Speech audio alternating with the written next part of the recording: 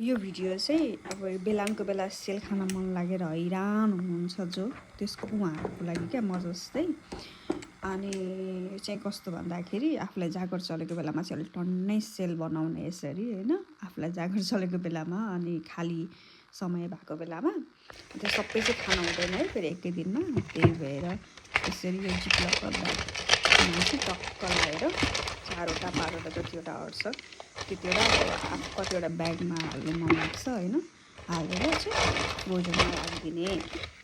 अनि पछि यो सबै निकाल्नुपर्छ भन्ने नै हुँदैन क्या, एक कुरा निकाल्नु नै मिल्छ, कस्तो मजाले छुट्टिन्छ त्यो चाहिँ।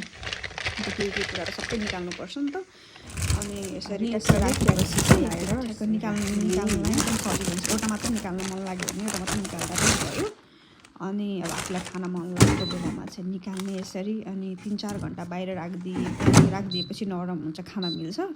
तर त्यति पनि धैर्यता छैन म जस्तो भने चाहिँ 3 मिनट एयर फ्रायरमा 180 डिग्रीमा ट्याक्क ततायो भने पनि मजाले खान मिल्छ।